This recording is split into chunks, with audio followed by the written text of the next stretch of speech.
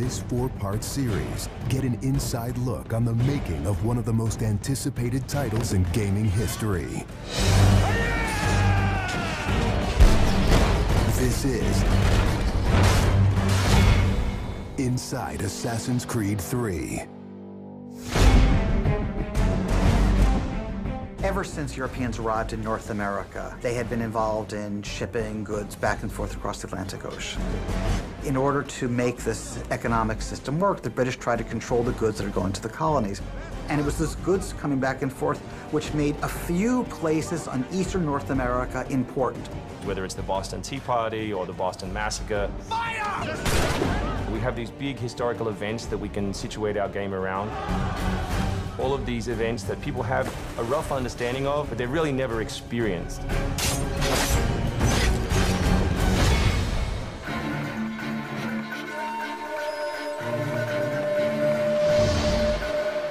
We had to go back and get our historian to find us accurate maps from the era of what Boston and New York looked like.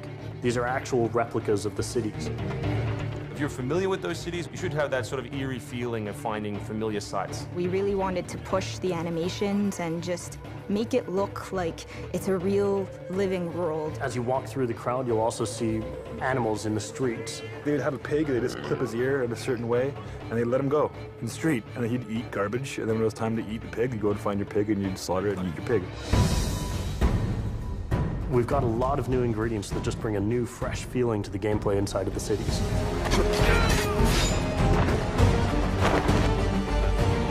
We have these great new stalking zones that you're going to find throughout the cities. It's a great way for you to remain hidden from your enemies and actually be able to sneak up to them so that you could assassinate.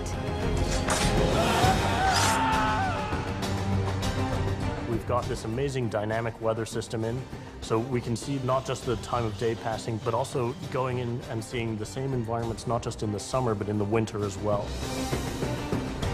Even though it's a much more condensed area in the city, you actually have to be more careful. There will be carts moving past, so as you're running along the buildings, escaping some snipers, you'll be able to just dive off into a hay cart that's driving past. You'll be able to jump out of that, free run quickly through the streets, through a building, and jump out the other side. See people inside freaking out as you run past through their kitchen.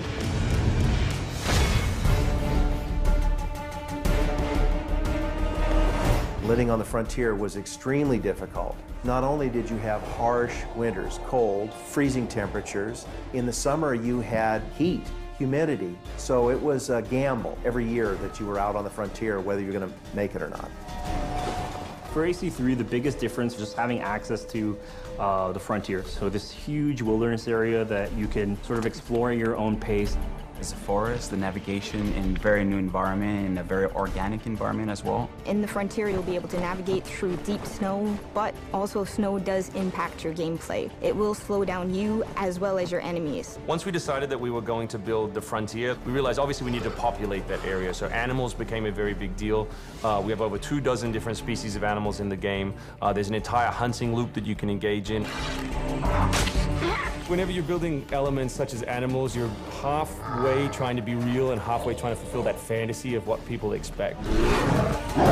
One of the great new features we have in the frontier is the new tree running. Connor being really fluid and being able to navigate through the trees. The frontier is really our new playground.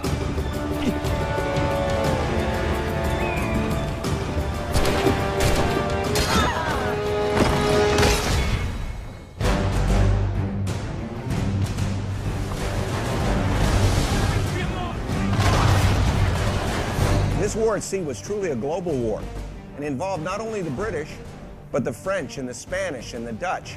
Naval engagement of that period was all about closing the distance. Boarding is the end game.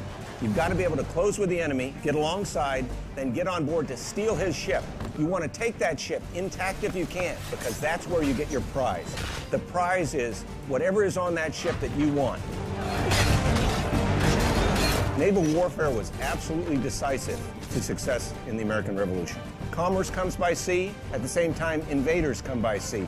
You control the sea and you control the conflict. It's a huge part of the historical period. The revolution is won pretty much at Yorktown by a blockade of ships. You know, we can't ignore this part of the history. This is critical. this is something that we have to do. We started a whole team up just to specifically focus on the naval experience. Naval combat has been a huge challenge. The technology of the wind, the water simulation has been a massive undertaking for the team. Initially, we didn't even think it was feasible because it's a big moving structure. It's a full simulation on high seas where Connor is controlling a ship, he's controlling a crew as well, so he's kind of the master and commander on the ship. Very exciting. I mean, you are on a moving vessel that is very much part of the sea itself. This is something that we wanted to engage in and build for the game. That was a huge challenge that we set ourselves and actually turned out pretty good.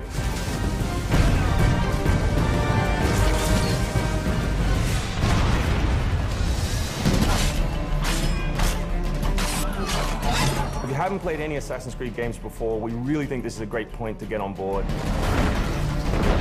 It is a new story, it is a new character.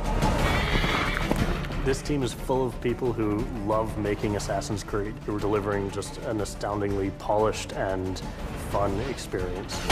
As a creator, nothing gets better. To be frank, it just looks great. Seeing all of this coming together at the end, it's amazing. For new fans, really, this is about as good as it gets. It's by far the biggest and best Assassins yet.